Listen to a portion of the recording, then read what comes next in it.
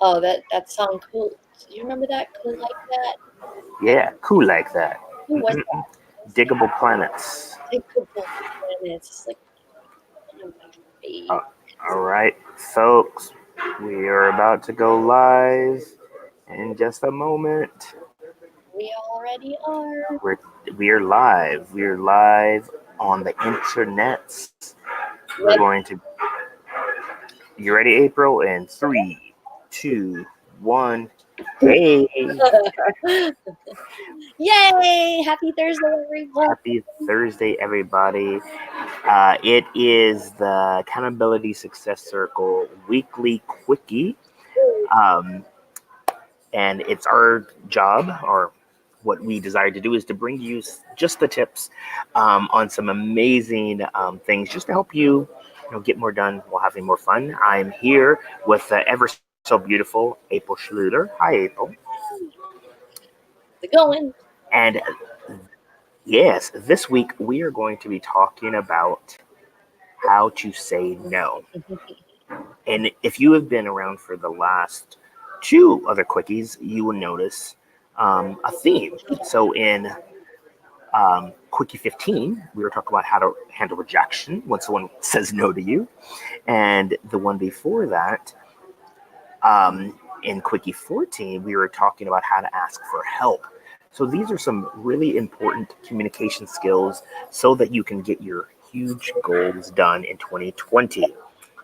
So April, should we just jump down and get on with the quickie?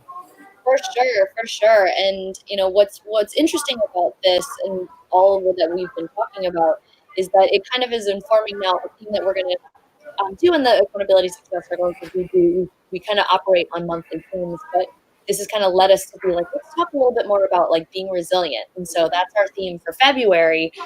But we were kind of noticing that some of these cookies are kind of, we've been addressing certain things that we've been seeing within the community, and then all of a sudden we're like, let's just dive into that a little bit deeper, because we're starting to really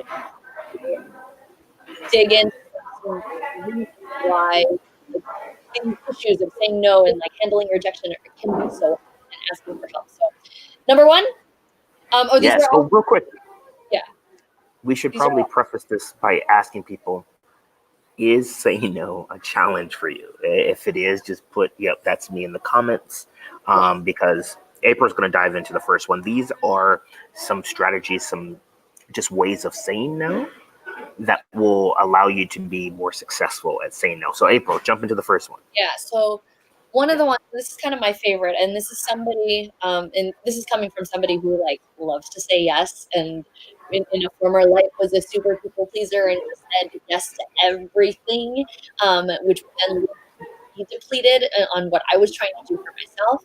So the first thing is to try to create some space in between the question being asked of you that you want to respond to with a yes or no, and just creating a little bit more space instead of saying, yes, I'll do it. And sometimes I know we feel saying like, no, no, thanks right away might feel a little aggressive.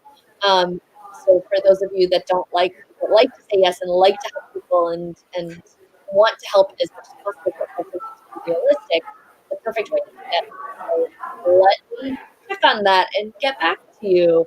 Um, and obviously, you only want to do this when you actually don't know, or you want to just kind of create that pause. And so, a lot of times people are like, hey, you want to go out and do this thing? Instead of saying yes, using almost like the calendar as an excuse to be like, let me check my calendar and make sure that I can do that. I'd love to, but let me check on that and get back to you. It gives you that space to say no and really think about it, and just creates that resilience. Gary, you have any other comments on that? Yeah, for me personally, like April, these things sound exciting. And when someone reaches out to me and invites me to go to an event or to participate in some sort of webinar or just anything, yes, it's amazing.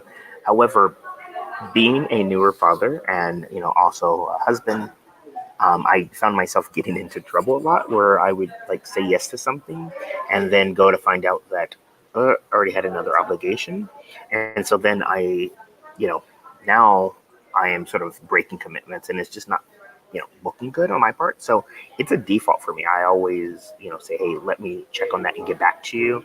As April said, to give that space just to confirm, because the last thing you want is to be that person that is always saying yes, but it's not committing to the things that you say yes to. Yes. Now we're going to jump into another thing. So in this scenario, so this is level 2. This is where, you know, you would do it, but maybe you have another obligation.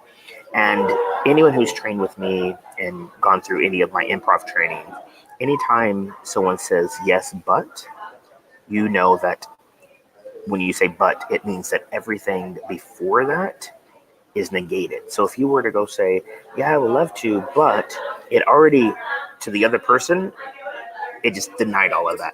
So this is a spin on that is using the but in the right context. So it's like this. Hey, I'm going to do X, Y, and Z. I have X, Y, and Z obligations, but if I wasn't, I would totally say yes. And so what that's doing is letting them know that you are still interested. It's something that you would like to do. However, you already got something going on. And then that's where the but sort of negates like what you were going to do. And it leaves them feeling pretty good about it. And that you're interested in them and it's not them, it's you. What's your take, April? I totally agree. And I think that, sometimes when you are afraid to say no because you think maybe that opportunity won't come around again, um, it's, you have that fear. And so you say yes out of like, you might not see opportunities where that might not be the case. And it saying it this way leaves you open to other requests down the road and things.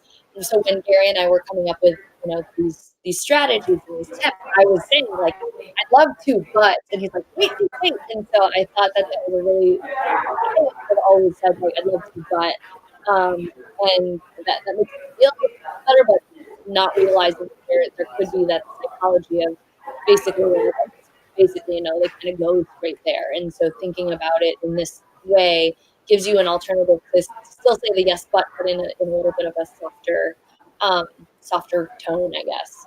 So that's cool. And should we go to the third one? Yep, third one. So the third one is just kind of like flat out, but it is just a way to say no, but to do it respectfully, right? You don't want to be like denied, or like, it was funny because I was looking at all these Bitmojis and they're like hell nah, or like just different ways that are just super um, super conflicting or super aggressive, for people who might, really just want to, in your heart that, the answer is going to be no. Might as well not waste people's time by saying, I'll have to get back to you, or I'd love to, I've got this thing going on, but if I wasn't, then I'd say yes. Just come right out and say, and I would want to say like thanks, but no thanks. But then there's that but again. So I'm trying to comply with Gary's rules. I was learning as we were going along. This is just saying a no thank you is a perfect way to just, if you already know that you don't have time, let's just cut right to the chase and respectfully decline. And you don't need to have a reason. I think a lot of times am guilty of this. I always say no, but explain why I can't do it because I've got this thing going on, or I really want to, and I have to go through this story. But we don't need to explain. As long as we feel good and we're not being disrespectful in the no, I feel like it's a choice, right? We all have the opportunity and the power to make our own choices. In the yes or no type of question, it's not a 50-50, right? Or the maybe, but it'll teeter one way or the other. So, yeah. Gary, do you have anything to add to that? No, it's spot on. And for those of you watching, I'm curious on, do you have any techniques on how to say no? Just saw that my girl Claudia Sandoval. What's up, Claudia? She gets requests all the time, and I know she's has to say no a lot just because a lot of people want to be around her. They want to involve her, and it's one of these things. It's a muscle. It I like to say that it gets easier, but it's just something that it just becomes more natural for you to say no. And so, a mentor of mine once said, when you say no, it allows you to say yes to your other commitments. Yeah. So, if saying no, makes you feel like, oh, I'm being mean, work on it. Like April said, you don't have to have a reason, and you can combine some of these things. You can, start with the, hey, let me check on that and get back to you, and give it a little bit of space to breathe, and then come back and say, hey, checked on my schedule, not going to be able to do it. Thanks for thinking of me, and then move on. Yeah. So, It's all a practice on priorities too. I think when you think about what is important to you, you have to say yes to the things that are important to you, or you are misaligned with your own values. And so if you're doing something, or if you're saying no to something that is super exciting, but it's not in line with your values, that's not a bad thing. And at the same time, if you're saying yes to something, but it's not aligned to your values, then you're basically saying no to what's important to you. And so if you think about it in that frame, it might make it also in your own mindset a little bit easier to say no. And yeah, so that's our tips for the day. yes, Yeah. awesome. Yeah, and just really quickly, if you have been watching these, or you're just stumbling upon this success cookie and you're like, what is this? We are the co-founders of this online community called the Accountability Success Circle. We are all about, bringing people together who are focused on positivity, accomplishing their goals, and just being supportive and being positive and having fun in life as we go through this whole adulting thing. And it's sometimes hard to just tolerate, we have all these responsibilities, it is what it is. But, ultimately, there's things that we can do and if we live our lives a little more intentionally and surround ourselves with people who have positive energy, we can accomplish so much more. And so if you're interested in learning more about us, it's the Accountability Success Circle. Here's the link right below. You'll be able to join this amazing community. We've got 133 people in this community. And also, if you join before tomorrow night at midnight, you can have access to the community indefinitely for free forever.